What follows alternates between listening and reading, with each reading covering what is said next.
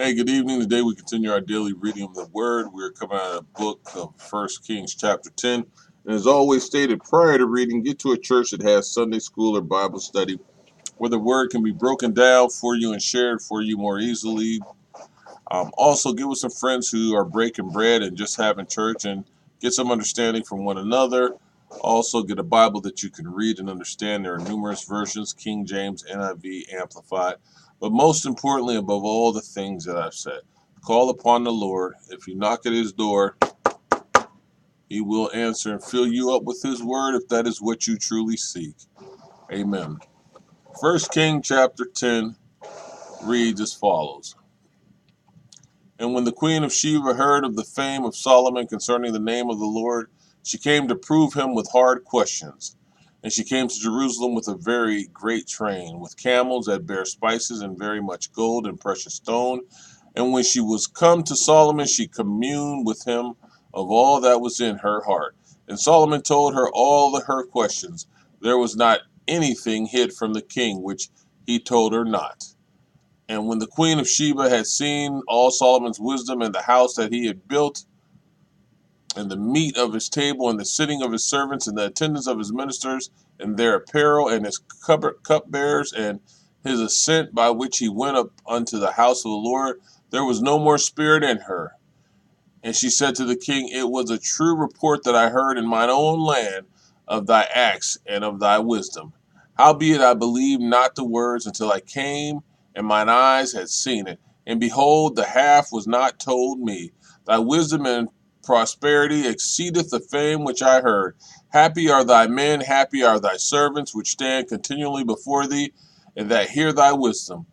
Blessed be the Lord thy God, which delighted in thee, to set thee on the throne of Israel, because the Lord loved Israel forever. Therefore made he thee king to do judgment and justice. And she gave the king 120 talents of gold and of spices, very great store and precious stones. There came no more such abundance of spices as these which the queen of Sheba gave to King Solomon. And the navy also of Hiram that brought gold from Ophir brought in from Ophir great plenty of almug trees and precious stones. And the king made of the almug trees pillars for the house of the Lord and for the king's house, harps also and psalteries for singers. There came no such almug trees, nor were seen unto this day. And King Solomon gave unto the queen of Sheba all her desire, whatsoever she asked, beside that which Solomon gave her of his royal bounty. So she turned and went to her own country, she and her servants. Now the weight of gold that came to Solomon in 1 year was 600 threescore and 6 talents of gold. Beside that he had of the merchantmen and of the traffic of the spice merchants and of all the kings of Arabia and the governors of the country.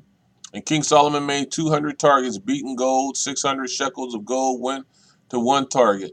And he made 300 shields of beaten gold, 3 pound of gold went to one shield, and the king put them in the house of the forest of Lebanon. Moreover, the king made a great throne of ivory and overlaid it with the best gold. The throne had 6 steps, and the top of the throne was round behind, and there were stays on either side on the place of the seat. The 2 lions stood beside the stays, and 12 lions stood there on the one side and on the other upon the 6 steps. There was not the like made in any kingdom. And all King Solomon's drinking vessels were of gold, and all the vessels of the house of the forest of Lebanon were of pure gold. None were of silver. It was nothing accounted of in the day of Solomon. For the king had at sea a navy of Tharshish, with the navy of Hiram. Once in 3 years came the navy of Tharshish, bringing gold and silver, ivory, and apes and peacocks.